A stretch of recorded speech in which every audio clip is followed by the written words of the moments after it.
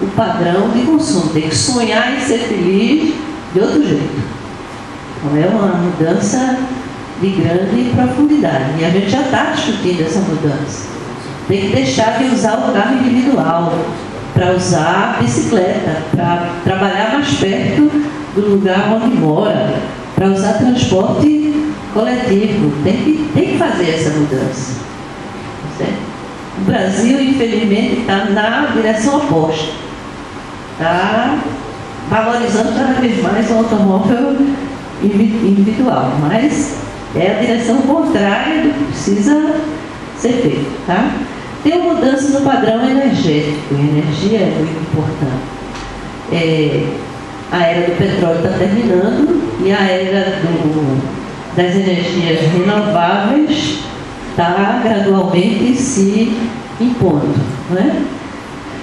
O Brasil, desse ponto de vista, está bem situado, porque ele, com a descoberta do pré-sal, vai ser muito importante no final da era do petróleo.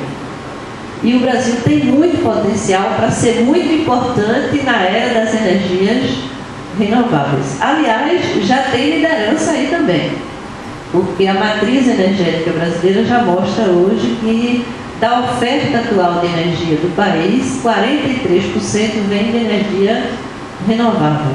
E a média mundial é 13%. Na matriz mundial, 13% vem de energia renovável. Né? E a nossa é 43%. Né? Tem uma discussão importante que é a hidráulica, que a gente ainda tem um potencial grande de energia hidráulica, mas está na Amazônia. E aí tem uma discussão de produção de energia versus a questão ambiental, né? Que a gente está sempre dividido para onde é que a gente pende, tá certo? Tem essa mudança geopolítica que eu falei, e uma queda da hegemonia americana, né? No fim do século XX foi o momento do Império Americano, porque o segundo e o terceiro país mais poderosos economicamente, que era Japão e Alemanha, eram perdedores da Segunda Guerra. Então podiam ser potência econômica, mas não podiam ser potência militar. E aí ficou uma única potência que podia ser econômica e militar, que foi muito ruim. Então, principalmente depois da queda do muro de Berlim, não tinha mais nem um contraponto. Então, foi um momento de hegemonia muito forte, e é bom não esquecer que dentro dos Estados Unidos, um pedaço da economia material deles é a economia de guerra. Produção de mísseis, produção de aviões, guerra. Né? Não é à toa que eles são tão belicosos, né? Porque um pedaço da economia, do emprego e dos impostos se realiza a partir de guerra. Né? Por isso que ele fica inventando guerra por aí. Não é à toa. E eu acho que muito importante para a nossa discussão aqui é a queda da onda liberal. Não somos adolescentes para pensar que ela acabou, né? Mas que ela perdeu força, perdeu. Quando a gente se lembra da década de 80 e 90 e olha a década recente, a visão liberal perdeu força. E tem um redebate sobre qual é mesmo o papel do Estado daqui para frente, além de salvar os poderosos da crise, é um papel que precisa ser discutido, tá certo? E tem uma outra mudança que eu diria que para mim é a mudança síntese, é a transição para a chamada sociedade do conhecimento. Então a gente olha que cada vez mais a densidade de conhecimento no processo social aumenta. Então isso significa que investimento em educação e investimento em inovação vão ser crescentemente relevantes.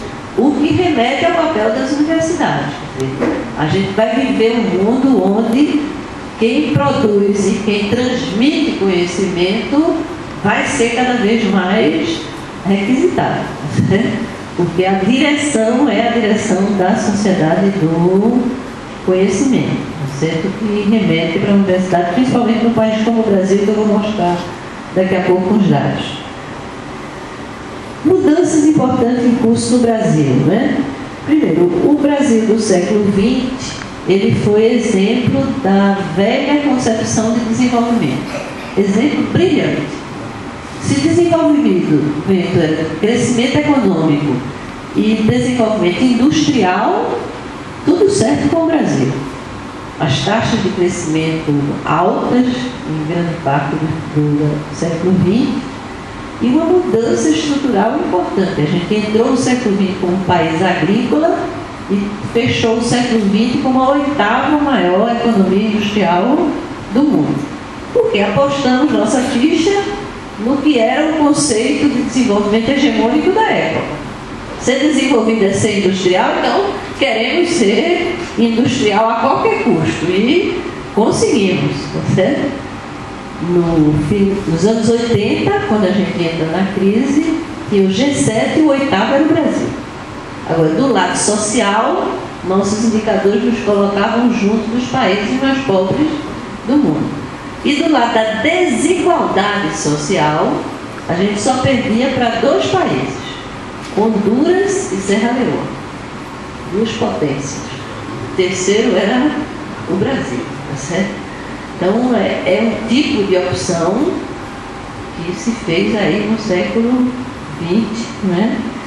E que nos fez ser exemplo do velho conceito de desenvolvimento e com certo desprezo da questão ambiental, que continua sendo um problema para a sociedade brasileira, talvez até porque desde a escola fundamental que nos ensina que o Brasil tem um enorme patrimônio ambiental. E é verdade. Aí talvez por isso a gente acha que pode desperdiçar, certo?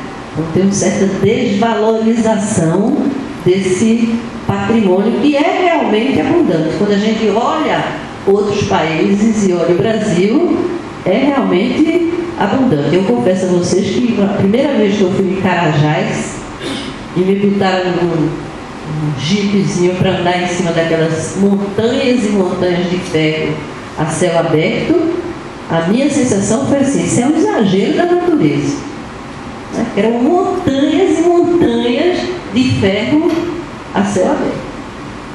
Então, é um patrimônio dentro da floresta amazônica, né? Então, uma maravilha. Você sai dali, é a floresta amazônica, e você entra ali, é ferro. E quando a gente chegou na Vale do Rio Doce, na época ela ainda era estatal, aí eles começam a mostrar que não tem só ferro, tem manganês, tem ouro, tem não sei o quê. Isso aqui é um patrimônio maravilhoso. Só para não morrer de raiva, foi privatizada por 3 bi, lembram? No cheque? O chequezinho Fernando Henrique apontando 3 bilhões pela Vale do Rio Doce. Mas são derrotas que a gente teve, né? Não é bom esquecer, mas outra mudança interessante que aconteceu com o Brasil foi a mudança do ambiente macroeconômico. Se essa crise tivesse acontecido nos anos 80 e 90, vocês viam e vê o que estava acontecendo com a gente, tá certo? Porque lá nos anos 90 teve a crise dos tigres, né? A gente sofria na hora. Por quê? Porque a gente tinha ficado insolvente na nossa balança de pagamentos e precisava financiar a nossa dívida, a balança de pagamentos. E aí, quando faltava liquidez, a gente entrava em parafuso, né? E várias vezes a gente entrou em parafuso no momento que tinha um espírito, nem chega perto dessa crise atual e batia com muita força no Brasil. O que aconteceu? A gente reequilibrou macroeconomicamente. Conseguimos segurar a inflação, pagamos um preço alto por isso, porque o Plano Real foi bom para segurar a inflação, mas gerou 2 problemas. Um foi esse, né? No que botou câmbio fixo, o real ficou muito valorizado, a gente fez a festa da importação. E aí ficamos deficitários no balanço de pagamentos, precisando se financiar lá fora. E a outra foi a explosão da dívida interna. A gente tinha escapado da dívida externa que Itamar renegociou, mas o Plano Real deixou a dívida interna, que deu um pulo enorme, além de ter aumentado a carga tributária, porque quando a gente fez o Plano Real, a carga tributária era 25% do PIB. E 10 anos depois, ela era 35% do PIB. 10 pontos percentuais na carga tributária. Né? E mesmo assim, a dívida cresceu vertiginosamente. Né? Mas aí foi o ajuste que a gente fez, foi fazendo, e que dá um quadro hoje que é bastante razoável. Com um problema, né? É que a gente não enfrentou mesmo os poderosos, essa é que é a verdade. Porque a gente continua tendo a taxa de juros mais alta do mundo. Né? Então, a relação dívida pública, aqui esse dado é diferente daquele primeiro que eu tive, que aqui é dívida líquida. Eu tirei da dívida bruta as reservas. Então, dívida líquida pelo PIB nosso está na casa dos 40%. Só que é remunerada pela taxa de juros mais alta do mundo. Ela gera uma recomposição da dívida permanentemente, né? Tanto que quando a gente abre o orçamento da União, porque os estados terminaram renegociando com a União, e hoje o grande devedor é a União. Se vocês abrirem o orçamento anual da União, quase 50% da despesa orçamentária está numa rubrica: serviços da dívida. Então, o país que gasta 5% em educação e o dinheiro está lutando por 10%, gasta 50% de serviços da dívida. E para onde vai o serviço da dívida? Para os bancos e para os aplicadores. Certo? Então, os agentes superavitários da economia vivem em festa aqui, permanente, tá certo? Então, esse é um problema ainda, mas no demais a gente conseguiu equilibrar bem e é uma das razões pelas quais a gente está se dando bem. Outra mudança importante é a mudança demográfica. Não é econômica, é demográfica. A estrutura etária da população brasileira está mudando, está nascendo menos brasileiros e nós estamos vivendo mais tempo. Né? Então, isso está mudando o perfil da nossa pirâmide etária, num momento interessante em que aqui no meio tem a consequência da geração anterior, tem muita gente. Então, muita gente que é capaz de suportar os encargos da população que depende dessa faixa do meio, que é a faixa de quem está no mercado de trabalho. Né? Então, é uma situação conjuntural favorável e a médio prazo temos que pensar que sociedade é essa, porque é diferente daquela que a gente conheceu lá atrás, que era uma sociedade de jovens. E agora é uma sociedade com menos jovens e mais gente madura. Né? Então, é um outro perfil, tem outra demanda. Né? A próprio sistema educacional vai ter que olhar para isso com cuidado. Por exemplo, já tem no Brasil escolas sobrando no meio rural. Porque nasce menos gente, daqui a pouco menos gente no meio rural, né? A população rural brasileira está estabilizada em 30 milhões há 2 décadas, né, Mariana? Então, vai faltando. O problema ali é outro, o problema de qualidade, mas quantidade está resolvida e a pressão não vai ser grande, tá certo? Agora vai precisar ter mais geriatra, né? Vai precisar mais clínicas para idosos, são outros serviços. A própria universidade se abriu para a terceira idade, né? Então é uma outra sociedade aí. A outra coisa interessante é a mudança na localização da população. Porque o Brasil do século XX cresceu muito rápido nas cidades, mas eram as cidades predominantemente do litoral e as grandes cidades.